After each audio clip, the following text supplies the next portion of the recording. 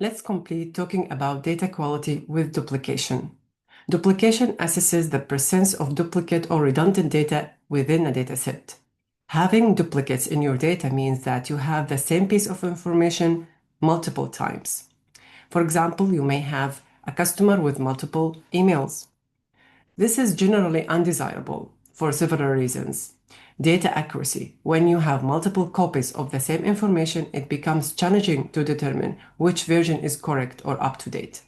Storage efficiency. Duplicated records consume unnecessary storage space. Efficient data processing. Analyzing, querying, and processing datasets with fewer duplicates is more efficient. Let's see how to track duplicates with a code example.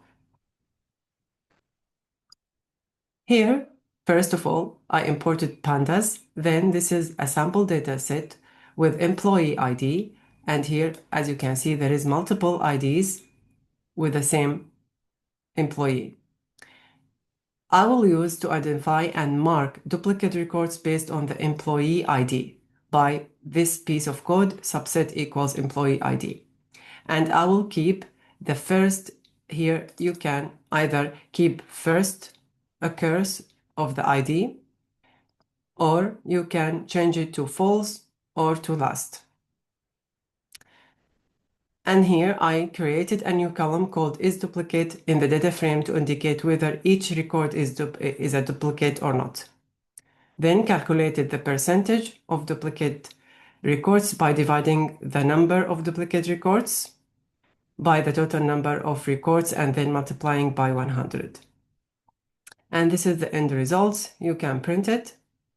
Let's execute the cell to see the results. This output indicates that about 28% of records are duplicated in the dataset. The fewer duplicated records, the better. The threshold for what is considered an acceptable or good level of duplicated records in a dataset can vary depending on the use case, on your goal of your project. Thank you.